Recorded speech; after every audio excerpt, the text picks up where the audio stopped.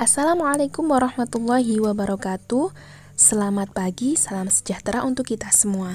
Kembali lagi bersama Bu Endang Lutfia. Hari ini kita akan belajar tentang sistem organisasi kehidupan di awal semester genap ini. Sebelum kita memulai pembahasan ini, marilah kita mulai dengan berdoa terlebih dahulu. Menurut agama dan kepercayaannya masing-masing, berdoa silahkan. Berdoa cukup. Tujuan pembelajaran kita pada bab ini yaitu yang pertama, mendeskripsikan struktur hierarki organisasi kehidupan, kemudian mengidentifikasi bagian-bagian sel, mengidentifikasi jaringan tumbuhan dan jaringan hewan, menjelaskan jenis-jenis organ hewan dan organ tumbuhan, menjelaskan hubungan antara sistem organ dan organ penyusun serta fungsinya dengan benar, serta menjelaskan pengertian organisme. Nah, konsep-konsep pada sistem organisasi kehidupan ini meliputi sel, jaringan, organ, sistem organ, dan organisme yang dijelaskan secara lengkap pada peta konsep berikut ini. Silakan diperhatikan baik-baik.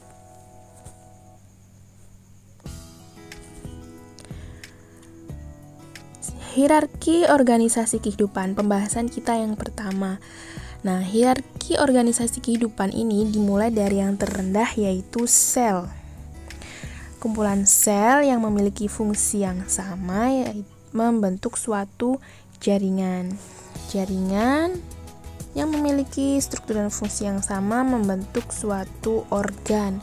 Kemudian membentuk suatu organ-organ yang memiliki tujuan yang sama membentuk suatu sistem organ, dan sistem organ ini membentuk suatu organisme. Nah, nanti hubungan antara organisme dengan lingkungan disebut ekosistem. Nah, sel ini ya yang kita pelajari pada pertemuan ini berada pada tingkatan struktural terendah yang masih mampu menjalankan semua fungsi kehidupan. Nah, secara struktural ini sel terdiri dari dua jenis, yaitu sel prokariot dan sel eukariot. Pernahkah kalian mendengar dua kata ini? Ya, sel prokariot ini memiliki nukleus atau inti, tetapi inti selnya tidak diselubungi membran inti ya, perlu digarisbawahi. Ini sel prokariot tidak diselubungi membran inti selnya. Sedangkan yang kedua yaitu sel eukariot merupakan sel yang memiliki inti sel dan inti selnya ini terbungkus atau dibungkus oleh membran inti. Jadi itu pembedanya. Sekarang kita pelajari struktur dan fungsi sel. Nah, ini adalah perbedaan dari sel prokariot dan sel eukariot. Prokariot ya. Nah, pada sel prokariot di sini terdapat di sel prokariot ini bagian-bagiannya ada pili, ada ribosom, ada plasmid, ada sitoplasma atau cairan di dalam sel ini, ada membran sel, ada dinding sel dan ada kapsul serta ada flagela di sini. Kemudian untuk sel eukariotik di sini sudah terdapat yang namanya membran inti. Nah, ini pembeda yang utama dari sel prokariot dan eukariot. Bisa kalian lihat sendiri bagian-bagiannya ya. Nanti akan kita bahas satu persatu. Kita lanjut. Struktur sel prokariot. Ini adalah gambar dari Bacillus coagulan, di mana bagian-bagiannya ini terlihat apabila dilihat menggunakan mikroskop mikroskop elektron. Jadi terlihat jelas bagian-bagian dari sel prokariot ini. Nah, pada bakteri cyanobacteria atau ini adalah salah satu jenis bakteri yang merupakan makhluk hidup dengan sel tunggal atau ini sel prokariot. Nah, sel prokariota ini strukturnya termasuk lebih sederhana daripada struktur sel eukariot. karena tidak mempunyai organel yang terbungkus membran. Nah, batas selnya ini merupakan membran plasma. Membran plasma ini batas selnya. Nah, di luar membran plasma ini terdapat dinding sel yang cukup kaku dan seringkali berupa kapsul luar yang biasanya mirip jeli. Sebagian bakteri memiliki flagella, ini flagella namanya, sebagai organel pergerakan. Sedangkan pili ini struktur pelekatan atau keduanya yang menonjol dari permukaan selnya. Ini adalah contoh sel prokariot. Kita lanjut. Nah, ini ada salah satu contoh, yaitu Paramecium caudatum, dilihat dari bawah mikroskop cahaya. Bisa kita lihat videonya sebagai berikut.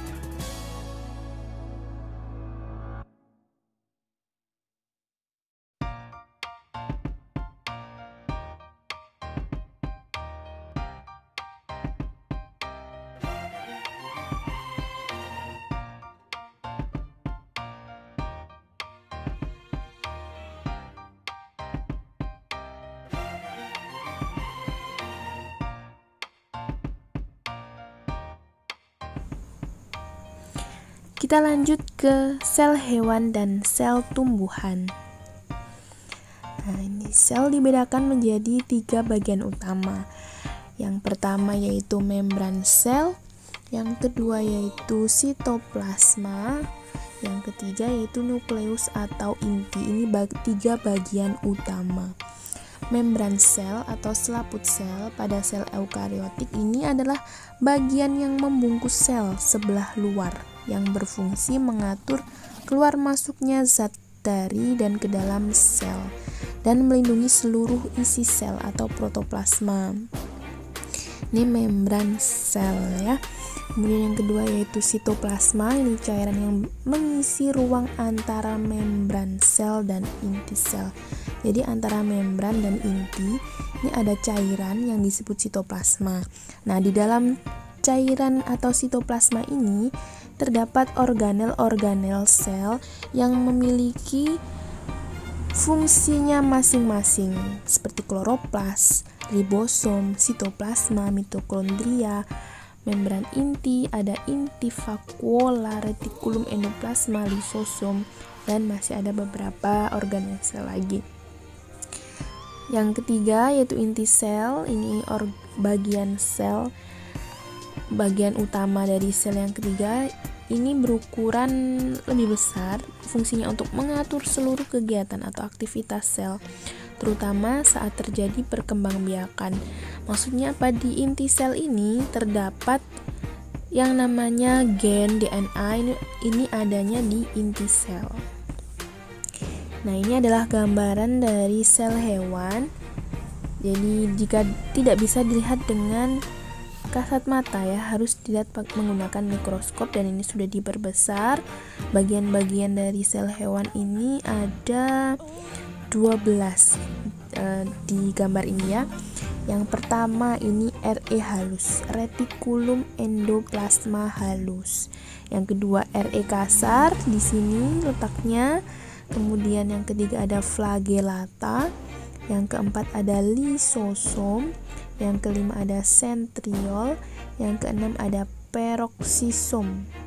Yang ketujuh ada sitoskeleton. Sitoskeleton ini semacam rangkanya sel ya. Ada mikrotubul di sini ya. Ada intermediate, filamen, dan mikrofilamen. Nah, ini kerangkanya sel. Yang kedelapan ada mitokondria. Nah, ini sumber energinya sel. Ada membran plasma, ada badan Golgi untuk sekresi sel, dan ada ribosom. Yang terakhir nukleus. Ini ya paling besar nukleus ini ukurannya, mengatur jalannya aktivitas sel. Ini sel hewan. Dan sekarang sel tumbuhan. Nah, agak berbeda ya. Bedanya ada di bentuk, dan yang kedua ini ada ijo-ijo di sel tumbuhan, yaitu kloroplas. Sel tumbuhan ini dibagi, ada organelnya ada 15. Yang pertama vakuola. Oh, ini ternyata vakuolanya ada 2 ya. Harusnya ini satu organel, vakuola. Paling besar kalau di sel tumbuhan ini vakuola. Vakuola ini adalah tempat menyimpan cadangan makanan.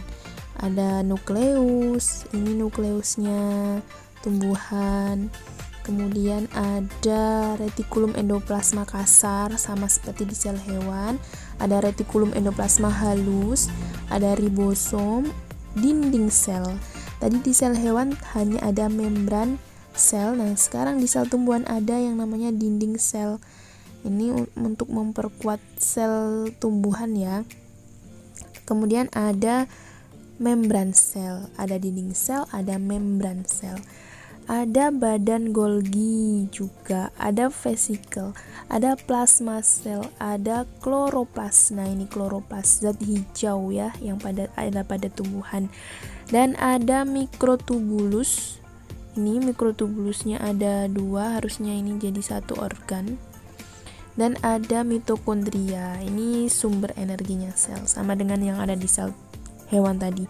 Nah, dari 2 gambar sel hewan dan sel tumbuhan tadi, apakah kalian dapat menemukan perbedaan antara sel hewan dan sel tumbuhan?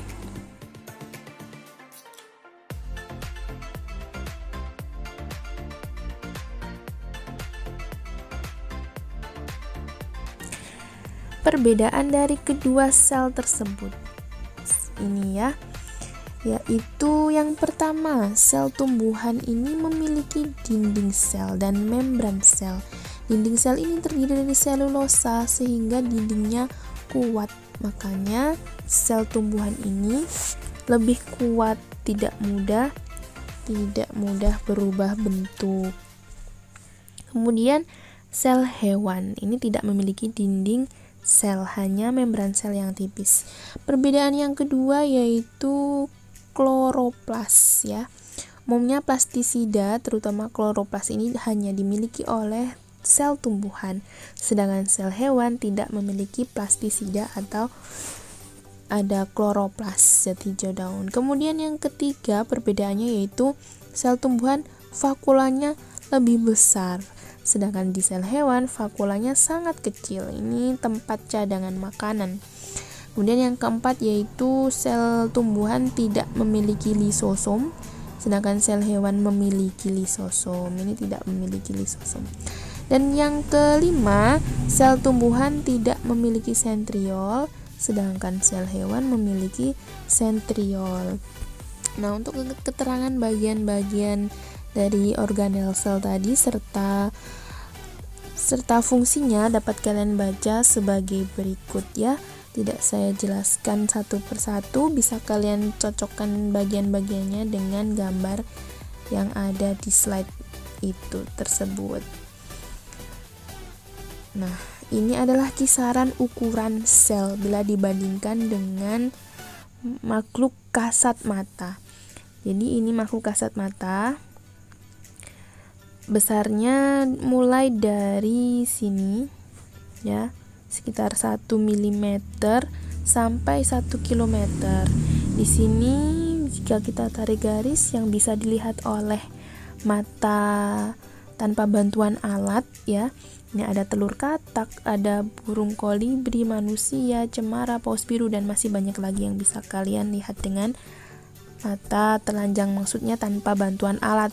Nah, sedangkan untuk yang 100 mikrometer sampai ke 0,1 nanometer ini hanya bisa dilihat menggunakan bantuan mikroskop.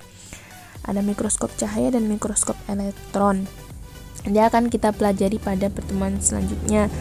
Mikroskop apa sih mikroskop? Apa kalian sudah pernah melihat bagaimana mikroskop itu, bagaimana cara mengaplikasikannya?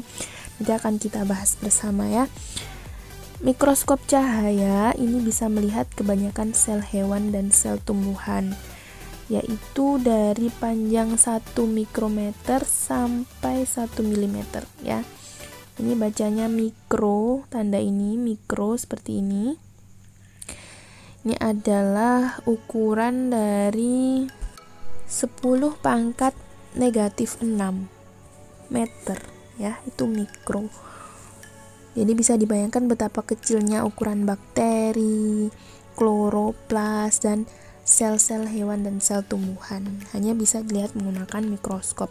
Sedangkan yang lebih kecil lagi ukurannya yaitu virus, protein, lipid ya, lipid molekul dan atom. Ini hanya bisa dilihat menggunakan mikroskop elektron. Jadi alatnya lebih canggih lagi. Nah, demikian yang bisa kita bahas pada pertemuan kali ini. Ini adalah sumber belajar kita kali ini. Terima kasih telah mendengarkan penjelasan Bu Endang dengan baik. Jangan lupa untuk subscribe channel YouTube Solid IPA. Jika kalian merasa terbantu belajarnya dengan channel YouTube ini, maka pencet tanda like dan komen dan share apabila bermanfaat. Demikian pembelajaran pada hari ini. Jika ada yang kurang jelas, silakan tonton kembali video ini di channel YouTube ini. Baiklah, jangan lupa jaga kesehatan, tetap semangat belajar meskipun di tengah pandemi. Saya akhiri, selamat pagi, wassalamualaikum warahmatullahi wabarakatuh.